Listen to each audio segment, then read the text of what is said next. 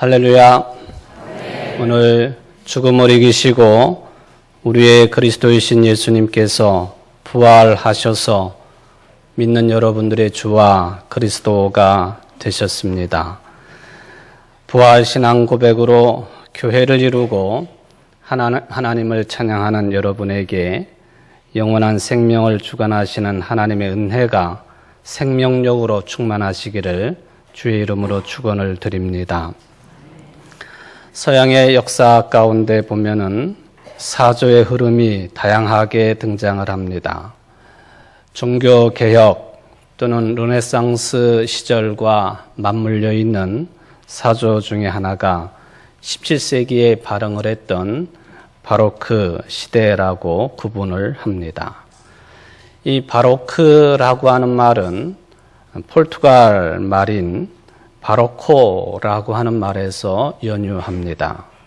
이 바로코라고 하는 말은 어떤 뜻을 가지고 있느냐 하면은 불규칙한 형태의 일그러진 진주를 부를 때에 바로코 그렇게 부르는데 바로 이 말로부터 바로크라고 하는 단어가 탄생이 됩니다.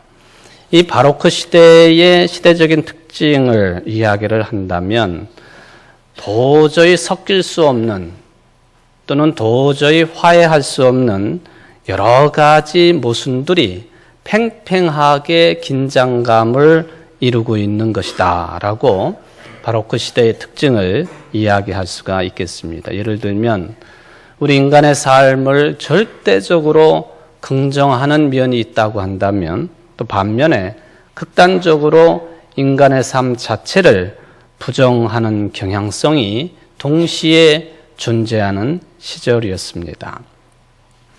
인간의 삶이 화려한 삶으로 그렇게 극단적으로 드러나는 모습이 있는 반면에 또 수도원처럼 세상을 멀리하는 운동도 극명하게 드러났던 시절이 바로코 또는 바로코 시절이라고 볼 수가 있겠습니다. 그래서 그 시절의 구호처럼 이제 사람들 입에 많이 회자되었던 그런 말이 있으니 그게 두 가지 종류인데 둘 다 라틴어로 되어 있습니다. 하나는 카르페 디엠이라고 하는 말이요. 또 하나는 메멘토 모리라고 하는 말이 되겠습니다. 카르페 디엠이라고 하는 말은 오늘을 그냥 즐기자 그런 뜻입니다. 인생의 삶을 매일매일 그냥 즐기는 것이다. 메멘토 모리라고 하는 이 말은 제가 여러분들 설교 말씀드릴 때 자주 사용했던 말입니다. 기억이 나시나요? 메멘토 모리 어떤 뜻이죠? 죽음을 기억하라 그런 뜻이죠. 한편에서는 오늘 주어진 삶을 마음껏 즐기자 그러는 구호들이 있는 반면에 또 다른 한편에서는 죽음을 기억하라. 이것도 바로크 시대의 특징입니다. 양극단의 주장과 생각들이 함께 섞이지는 못하고 팽팽하게 긴장감을 이루는 그런 시절이라고 볼 수가 있겠습니다. 그래서 이런 어떤 그 시대적인 특징 또 사주의 특징이 특히 예술 활동 속에서 많이 드러나게 되는데 그림을 통해서도 우리가 살펴볼 수가 있겠습니다. 한 그림임에도 불구하고 한쪽에는 향락적인 생활을 보여주기도 하고 또 해골을 그려놓음으로 인해서 그 반대적인 경향성도 함께 이야기하고 있는 그런 내용입니다. 그림이 나오나요? 17세기의 프랑스 화가였던 조르주 드라 뚜루라고 하는 화가가 있는데 이 그림을 자세히 보시면 이런 사주의 흐름을 명확하게 잡아낼 수가 있겠습니다. 이 그림에 여성이 등장을 하는데 여성의 이름은 성경의 배경을 가지고 있는 예수님과 깊은 관련이 있는 막달라 마리아라고 하는 여성이에요. 제목 자체가 참회하는 막달라 마리아라 그렇게 되어 있습니다. 마리아가 명상하고 있지요. 그런데 한 손을 턱에 괴고 있습니다. 그리고 빛의 근원이 되고 있는 촛불을 바라보고 있습니다. 그러나 자세히 그림을 들여다보면은 마치 죽음이라고 하는 것이 삶 자체를 조명해주는 바탕이 되는 것처럼 그림 한 중간에 뭔가가 놓여 있습니다. 그리고 마리아가 이 위에 얌전하게 손을 올려놓고 있습니다. 그것이 뭘까요? 해골입니다. 삶을 조명해주고 있는 빛을 바라보고 있는 명상하는 마리아, 턱을 괴고 그 명상에 깊이 빠져 있지만 한 손에는 해골 위에 그 손이 놓여 있는 모습입니다. 당대인들이 죽음을 얼마나 친숙하게 느끼며 살았는지를 확인해 볼 수 있는 대표적인 그림이요. 이게 유명한 그림이기 때문에 프랑스 파리의 루브르 박물관에 소장이 되어 있습니다. 그런데 이렇게 이미지를 통해서 죽음을 표현한다고 하는 것이 그냥 단순한 개념만은 아니었습니다. 저들이 혹시 잔인하거나 과학적이거나 하는 그런 성격의 소유자이기 때문에 이런 그림을 그린 것은 아니었습니다. 인간의 존재를 시간의 조건하에 생각하고 있는 바로크 시대의 사람들, 우리들의 시간의 흐름 안에 이미 죽음의 전조가 들어있다고 생각을 했습니다. 대표적인 사상가인 몽테뉴는 그래서 이런 말을 남겨놓습니다. 유년기가 죽으면 청년기가 오고, 청년기가 죽으면 노년기가 오고, 어제가 죽으면 오늘이 오고, 오늘이 죽으면 내일이 오게 되어 있다. 이런 말처럼 우리 인생의 삶 그 자체는 죽음의 연속이고 아예 처음부터 우리의 삶 안에는 죽음이 내포되어 있다고 하는 생각이 강했기 때문에 이런 그림들이 탄생을 했고 또 사주의 흐름들이 이어져 있다라고 하는 것을 알 수가 있습니다. 이들이 외쳤던 구호 중에 하나가 메멘토 모리입니다. 죽음을 기억하라. 그러나 이 죽음을 기억하라고 하는 이 표어 겸 구호 겸 이미 로마 시절부터 이제 사람들이 입에 회자시켰던 이 말입니다만은 그냥 썩어 없어지는 인간의 몸뚱아리의 죽음 그 자체를 기억하라고 하는 얘기는 결코 아닙니다. 우리의 삶 안에 이미 들어와 있는 죽음의 자리를 항상 명확하게 의식하고 있다고 하는 것은 그대로 짧게 주어진 생애이지만은 그 자체가 진정한 삶의 의지를 또 가지고 있다고 하는 그런 몸부림이라고도 생각을 해볼 수가 있겠습니다. 죽음을 기억하라. 어쩌면은 물질 만능의 시대에서 가치관의 혼동을 느끼며 살아가고 있는 21세기에 우리에게도 절실한 필요한 메시지가 아닐까 하는 그런 생각을 해보게 됩니다. 오늘 사도행전 5장 말씀을 봉독해 드렸습니다마는 예수님의 제자들이 유대교의 최고의 법정인 산헤드린 앞에서 재판을 받는 장면 중에 일부분이 되겠습니다. 예수님은 이미 세상을 떠나셔서 승천하신 뒤였기 때문에 제자들만 남아가지고 복음을 사람들에게 전할 때였습니다. 그런데 이 복음의 내용에 대해서 유대교는 매우 기분이 상했습니다. 원래가 유대교와 초대 기독교 사이가 그렇게 나빴던 관계는 아니었습니다. 어쩌면은 기독교는 유대교 안에 마치 바리새파처럼 사두개파처럼 나사렛파라고 하는 이름으로 자리를 잡기도 했었습니다. 그것은 유대교의 전반적인 질서를 그대로 따르면서도 예수를 그리스도로 믿는 신앙이 가능했기 때문에 그랬습니다. 문제는 서기 70년에 발생한 로마 장군 티투스에 의한 예루살렘 함락이 문제였습니다. 예루살렘이 정복이 되었습니다. 성전도 무너지고 제사장 제도도 사라졌습니다. 눈에 보이는 건물인 짐승을 잡아 바치고 예배를 드리는 성전이 허물어지니까 유대인들은 갈 곳이 없어졌습니다. 그러나 저들의 신앙은 계속돼야 되기 때문에 어쩔 수 없이 유대교는 성전 중심의 종교가 아니라 율법 중심의 종교로 그 명맥을 이어가기 시작을 합니다. 구체적으로 보면은 율법을 연구하는 율법학자들의 학문적인 활동이라든지 또는 율법을 실제 삶에서 철저하게 실현하려고 애쓰고 있는 바리새파 사람들의 운동이 활발하게 전개되기 시작을 했습니다. 이런 운동들이 벌어지게 되니까 자연스럽게 기독교인들에게도 율법을 강요하기 시작을 했습니다. 자신들의 말을 따르지 않는 기독교인들을 핍박을 합니다. 오늘 본문이 말씀하고 있는 것처럼 제자들이 산헤드린의 재판을 받게 된 것도 모두 다가 이런 시대적인 배경이 있었기 때문에 그러했습니다. 마치 마르틴 루터가 로마 가톨릭에 의해서 종교 재판을 받는 그런 형국과 비슷했습니다. 본문에 보면은 대제사장이 제자들에게 묻습니다.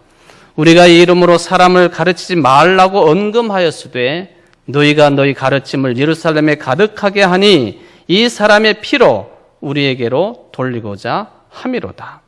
즉 예수가 죽은 책임이 유대교회 산헤드린에 있는 것처럼 그렇게 떠들고 돌아다니지 말라고 하는 그런 위협이 되겠습니다. 물론 이런 입장을 이해 못하는 것은 아닙니다. 왜냐하면 예수님의 십자가 처형은 겉으로 볼 때에는 유대교의 종교법에 따른 것이 아니라 로마법에 따른 그런 형벌이었기 때문에 그렇습니다. 그러므로 예수님이 죽으신 것이 유대인들에게 책임이 있는 것처럼 말하는 것은 명예훼손에 해당되는 것이고 유언비어, 유포에 해당되는 것이기 때문에 그런 말 하지 말아라. 왜 그런 이야기가 예루살렘 사람들에게 들려지게 하느냐 하고 위협을 하고 있습니다. 그러자 제자들을 대표하는 베드로가 답변을 합니다. 베드로의 답변을 네 가지로 함축을 시켜볼 수 있습니다. 첫째가 사람보다 하나님께 순종하는 것이 옳다. 두 번째, 당신들이 예수님을 십자가에 달리게 했다. 세 번째, 하나님이 예수님을 살리시고 높이셨다. 네 번째, 우리는 이 모든 일의 증인이다. 이게 산헤드린 대제사장의 질문, 질책에 대한 베드로의 답변이 되겠습니다.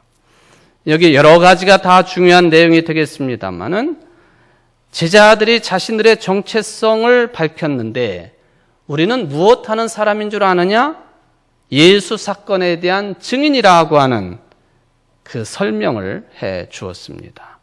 우리는 이 일의 증인이요 하나님이 자기에게 순종하는 사람들에게 주신 성령도 그러하니라.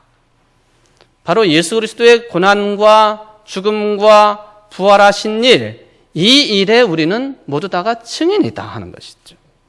증인이라고 하는 말은 법적인 효력이 있는 용어 아닙니까? 청문회에서도 증인 선서를 보게 됩니다만은 증인으로 나오는 사람은 양심에 따라 사실만을 말해야 됩니다. 만약에 거짓을 증언했으면 처벌을 받는 위증죄에 해당된다고 그럽니다. 헬라어의 증인이라고 하는 말은 마르투스인데 이 마르투스라고 하는 단어는 증인이라고 하는 그런 뜻과 동시에 순교자라고 하는 뜻도 같이 가지고 있습니다. 그러므로 제자들이 이제서 자신들의 정체성을 드러낼 때에 증인이라고 하는 고백은 무슨 뜻이냐 하면은 예수 그리스도에 관해서 말을 하되 그 말 때문에 자기들이 순교를 해도 그건 상관이 없다.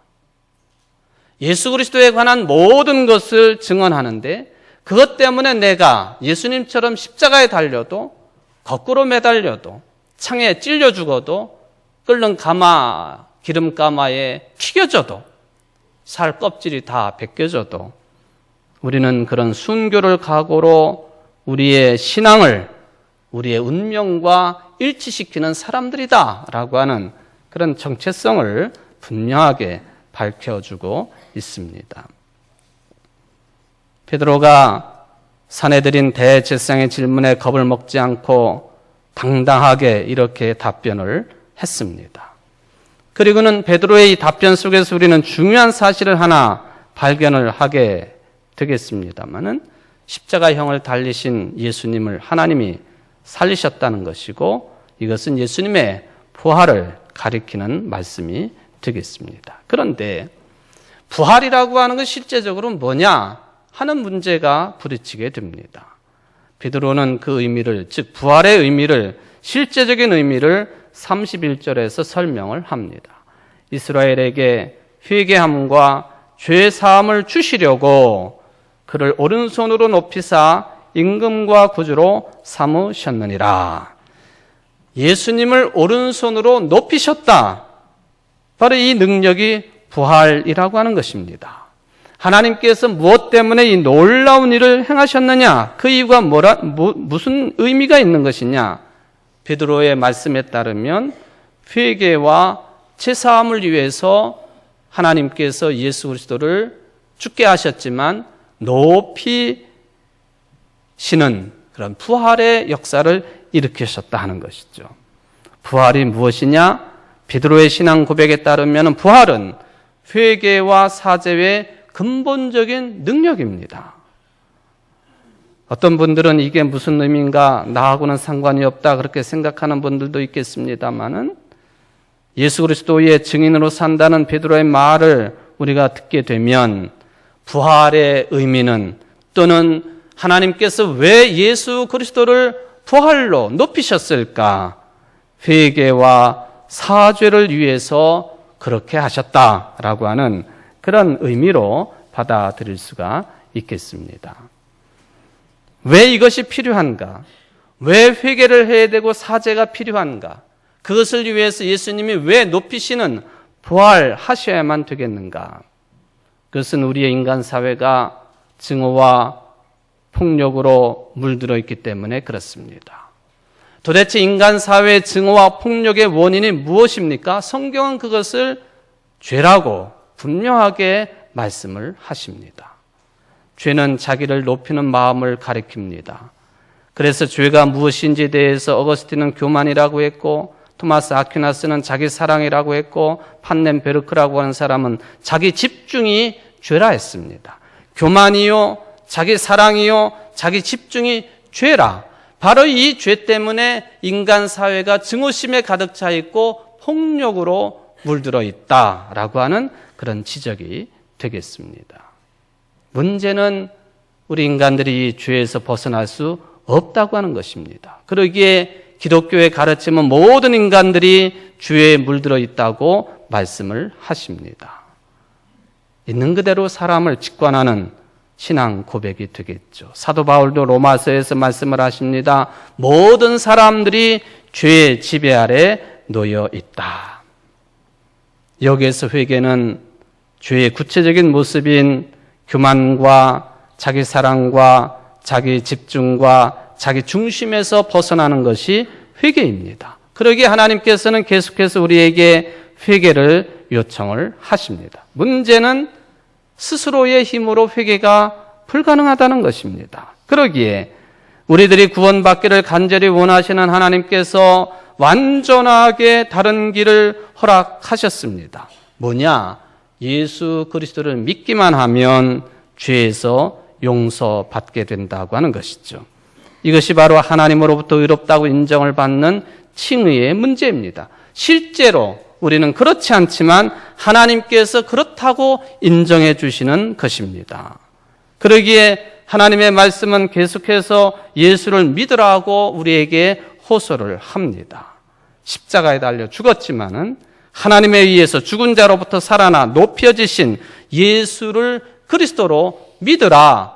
그러면 회개하게 될 것이고 죄의 용서가 이루어질 것이다. 그 말씀입니다.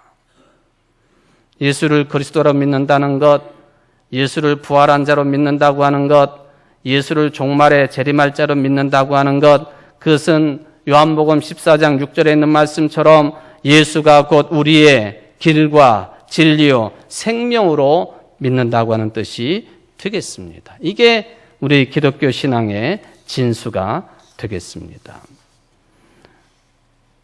이것은 새로운 시각, 니고데모에게 말씀하신 것처럼 거듭남 중생의 차원입니다.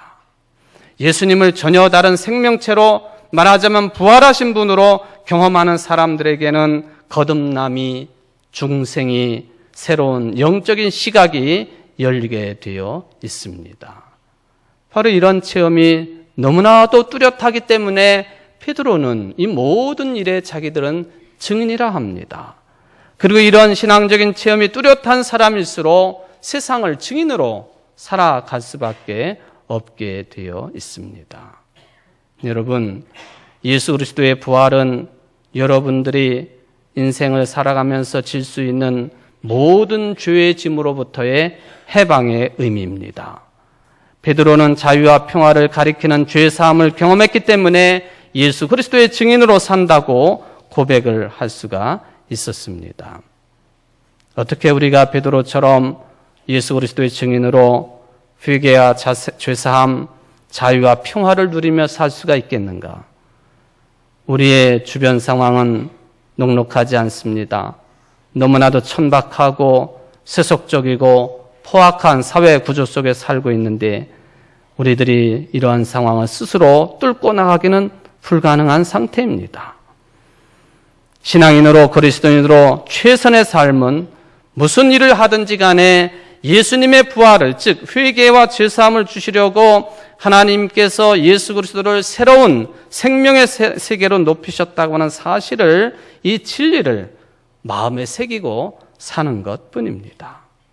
이런 태도를 진실로 유지를 한다면 여러분들은 삶 속에서 자유와 평화의 영역이 확장되어지고 또한 회개와 죄사함을 얻게 되어서 베드로가 고백한 것처럼 부활의 증인으로 당당하게 사실 수가 있을 것입니다. 오늘 우리가 부활주의를 맞이합니다마는 아까 기도하신 김장로의 기도 내용 속에도 들어있는 것처럼 우리는 3년 전 2014년 4월 16일 참으로 통탄할 만한 그런 아픔을 겪은 날이기도 합니다. 바로 그날이 오늘이었습니다. 2014년 고난주간 수요일 안산의 단원고 2학년 학생들이 제주도 수학여행 중에 세월호가 서해 진도 부근에 침몰한 날이었습니다. 아직도 진행 중입니다. 저는 지난 주간 설교 준비를 하면서 제가 좋아하는 가수 중에 한 분 주관우 씨가 이들 추모하는 노래를 만들어서 부른 것을 듣게 되었습니다.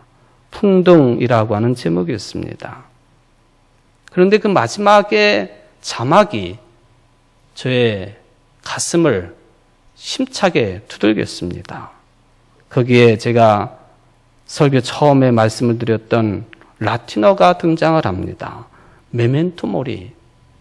메멘토 모리. 기억하라. 죽음을 기억하라. 그런데 우리는 그저 육체의 죽음을 기억하는 것으로 그치지 않아야 됩니다. 우리 그리스도인들은 죽음만 기억하고 사는 사람들이 아닙니다.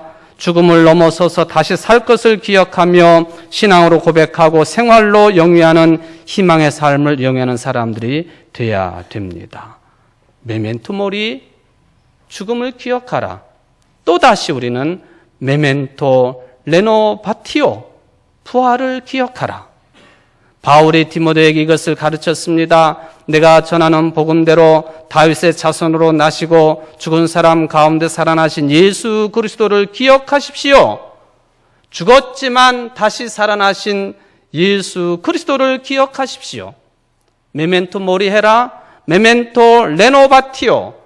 죽음을 기억하라. 부활을 기억하며 사는 사람들이 되어라.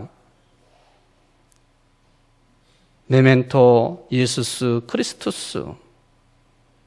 예수를 기억하게 되면 죽음도 기억하여 겸손하여지고 예수를 기억하게 되면 부활도 기억하면서 희망으로 살아가는 사람들이 될 수 있기 때문에 바울은 디모데에게 이 말씀을 허락합니다.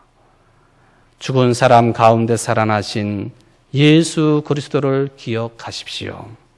이 믿음이 충만한 여러분들 되시기를 주의 이름으로 축원을 드립니다. 아멘. 사랑의 하나님 아버지, 우리는 단순하게 죽음만을 기억하는 사람들이 아닙니다. 죽음 기억 저편에 부활을 기억하며 부활의 삶을 살아가는 사람들임을 믿습니다.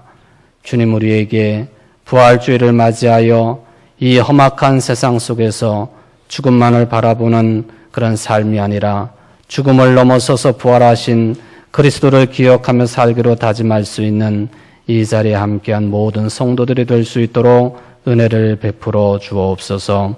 예수님의 이름으로 기도하옵나이다. 아멘.